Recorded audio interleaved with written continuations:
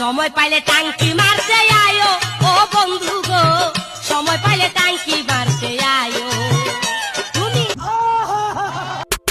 তো গাইস, তোমরা টাইটেল এবং থাম্বনেল দেখে হয়তো বুঝতে পেরেছো আজকের ভিডিওটা কি বিষয় হতে চলছে। হ্যাঁ, আজকে টিকটকে সস্তা মালকে নিয়ে কথা বলবো। তার আগে আপনারা আমার এই চ্যানেলটি সাবস্ক্রাইব করে মাথায় লুঙ্গি এঁটে বসে পড়ুন। কেন? না হলে আপনার লুঙ্গির নিচে থাকা সাপ যে কোনো সময় ফুনা করে উঠতে পারে এই ভিডিও দেখে। বলেন কি? এই হাসি বন্ধ।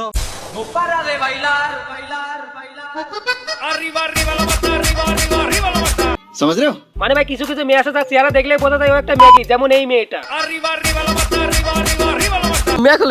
মানে বাচ্চারা কিছুদিন ধরে দেখতেছি টিকটকের পরিবেশ নষ্ট করছে। পারি না যৌবন সামলাতে, ও আমি পারি না।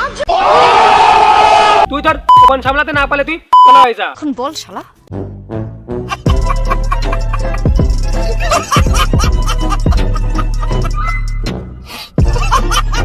পারি না যৌবন সামলাতে। তুই তোর বন্দালা মিটিয়ে দিবে, সাথে আরো টাকা পাবি। টাকা কত লাগবে বলো? লজ্জা করে না তোমার? ছি। আর টিকটকে শুধু পাবি পোলাপানের গালাগালি। বাঞ্চোদ।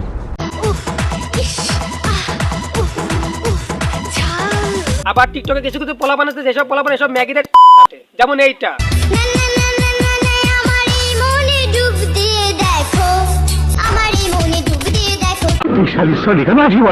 মানে এই কথাটি শুনে আমাদের ভাইটি অনেক খুশি হয়েছে, দেখতেছে না চুলে স্টাইল মারছে। মানে এইসব পোলাপানদের ভালো মেরা পাতাতে না, তখন এইসব হিজরা পোলাপান ম্যাগিদের সাথে ভিডিও বানাই।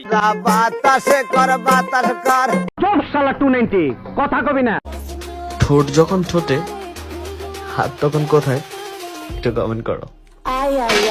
হাত তোর, আর সেই হাতটা তোর বাপের। মানে গাইস, এতবার একটা জঘন্য কথা বলতে আমি বাধ্য হলাম, কারণ ওর কাজকর্মে। তোমার কথা শুনে আমি খুবই মুগ্ধ হয়েছি। মানে গাইস, তোমরা যদি ওর আইডিতে গিয়ে একটাও ভালো ভিডিও পাও, আমি তোমাদের কথা দিচ্ছি, আমি ইউটিউবিং এ ছেড়ে দিব। আমিও দেখে নেব। সময় পাইলে টাঙ্কি মারতে আয়ো ও বন্ধু গো, और सारा माल उनका लेके निकल जाएंगे। মানে গাইস, এই ছোট টিকটকটাকে একদম পিতা বানায় ফেলছে। মাদারের বাচ্চা। মনের ভিতা দারুণ চালা দেনা কুলা মেরে তালা। মানে প্রতিটা অশ্লীল গানে এই বাঞ্চোদ ভিডিও করছে। বুদ্ধির দোষ। মানে গাইস, এটা যে জন্ম হয়েছে একটা দুর্ঘটনা, সেটা তো তোমরা জানো।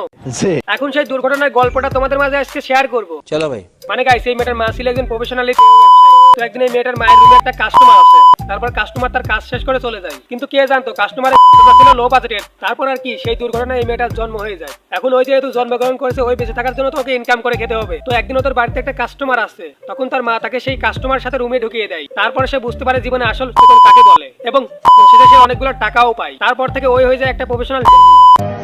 আমি ছোটকাল থেকে হ্যাঁ, সেটা তো আমরা জানি তুই ছোটকাল থেকেই ম্যাগি, কিন্তু তুই ম্যাগি, তুই থাকবি পরিচালনায়, তুই কেন টিকটকে আসছিস? টিকটকে আসছি আমি কাস্টমার খুঁজতে, কারণ টিকটকের কাস্টমারদের কাছ থেকে অনেক টাকা পাওয়া যায়, আর প্রতিতলায় কাস্টমার থেকে মাত্র 400-500 টাকা পাওয়া যায়, তাই আমি বেশি টাকা ইনকাম করতে আসছি। টাকা তোর